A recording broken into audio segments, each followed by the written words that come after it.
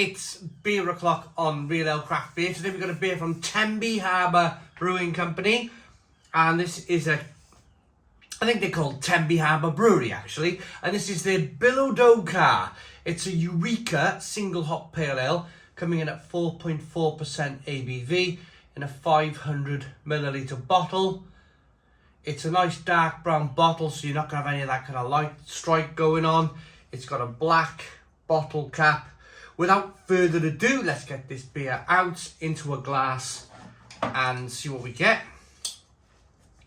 Bilidowcar. It must be a bird. It's got to be a bird, haven't it?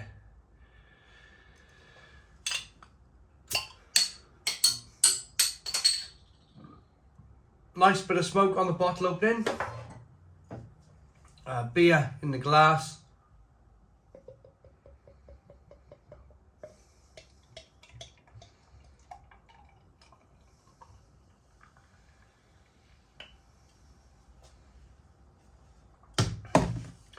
There we go. So we got a 1 finger white head. Good levels of carbonation on this one. It's a slightly hazy pale ale. Looks really good. Straw-ish coloured. It's definitely moving its way to amber in colour. But it looks really, really good. Something quaffable. Something sessionable. Something you want to smash down. Right, aroma then. I'll be able to tell you if it's a bottle conditioned beer and if there's any kind of bits of sediment. When I drink some of the beer and pour the rest of the bottle into the glass, we got another couple of inches there of beer in the bottle. So, aroma. Citrusy. Very lovely and citrusy.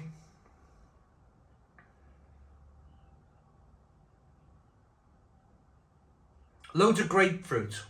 Loads of grapefruit in this one. Like you cut a grapefruit in half and you smacked your face into it.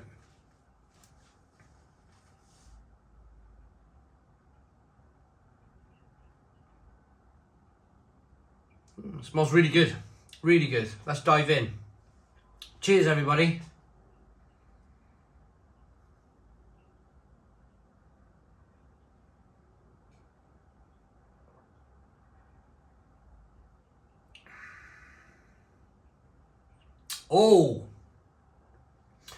Oh, now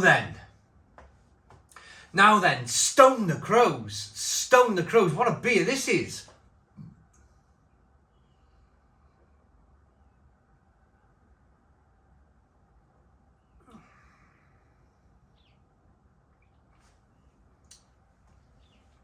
Fantastically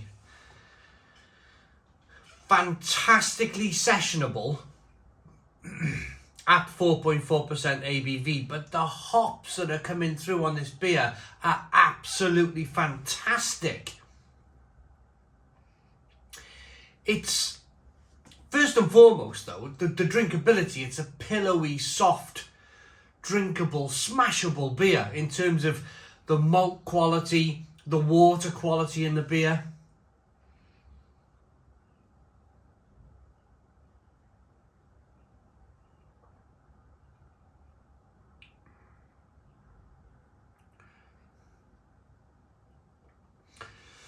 Oh, that is something else. That is a terrific beer. I want to touch on the hops because the hops are playing a massive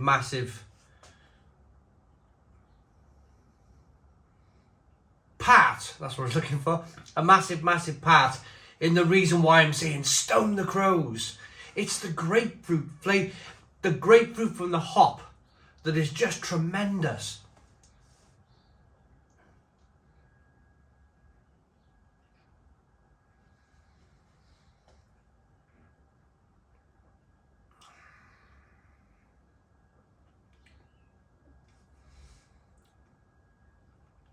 It's a little bit of orange peel, a little bit of peppery spiciness. It's definitely got a bitterness on the back end. So the beer starts off with that lovely sweet malt over there, and then it's bitter over the back end over here. But that middle of the beer, that grapefruit, that cutting of the grapefruit, putting a little bit of sugar on there, smashing that grapefruit in your face. Absolutely tremendous flavours coming from the beer. Spicy kind of spiciness with some orange. It's almost like some kind of like, I can't say it. In my mind I've got Tia Maria, but it's nothing like Tia Maria. But it's that kind of, I'm looking for that kind of orange spice. Spiced orange. I mean, it's not even Christmas. It was Christmas a few months ago, but I'm almost thinking kind of like spiced orange flavours at Christmas. But I don't want to be thinking about Christmas now. We've had a long winter, and I want to be thinking about that sun beaming out there, and I'm thinking, oh, please hurry up. Spring, where are you? Well, we are early. You can tell when it's early spring. So my day yesterday consisted of cleaning all the leaves in the garden that have dropped over the winter, sweeping all of the garden that we do have available to us, sweeping it all up. And my dad came down halfway through whilst I was doing it, and he said, oh, we've been doing exactly the same thing. So it's kind of like that preparation work, that kind of like trying to clean up after a long winter, in the hope that spring is just around the corner. You can just start using that garden again. Cannot wait. And the reason why I mention that is, of course, pale ales, spring, summer, they're the perfect drink, aren't they? They're the perfect drink for spring and summer.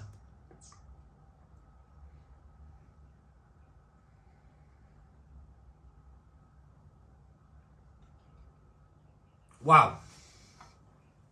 That is pretty brilliant. Now, I promised to show you the bottom of the bottle, that last inch of beer, to see if it's bottle conditioned. It's definitely changed the beer up. Definitely changed the beer up. You can see that carbonation chasing the head of the glass. That's a mark on the glass. So it's not a bottle conditioned beer. You can tell it's not a bottle conditioned beer. There's no sediment in the bottom, but it is slightly kind of unfiltered, which is absolutely perfect, I think. It's a great beer, from the balance of the sweetness to the bitterness to those fantastic hop flavours in the middle. Tenby, I mean, I mentioned it a lot, so I haven't really thought of mentioning it too much in this review, but if you're ever in Tenby, now I speak to the locals, and the local says Tenby's dead until Easter. As soon as Easter hits, Tenby, bang, it goes a bit, well, it goes really, really busy. And I can't think of a better, because we caravan, we like to caravan holiday and camp down in Tenby. I imagine popping down to their brewery, buying 4 bottles of this and just sitting out in the sunshine, enjoying it.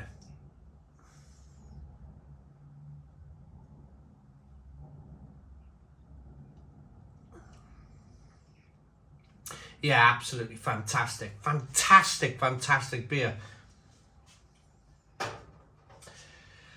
Bilidowcar is Welsh for cormorant, a seabird that is common sight in the water and on the cliffs around Tenby, easily spotted by the characteristic way they stretch their wings when sitting on the cliff tops. This beer celebrates this iconic pose with a Celtic design reflecting our Welsh heritage. So the taste is a delicious single hop pale ale brewed with US Eureka hops.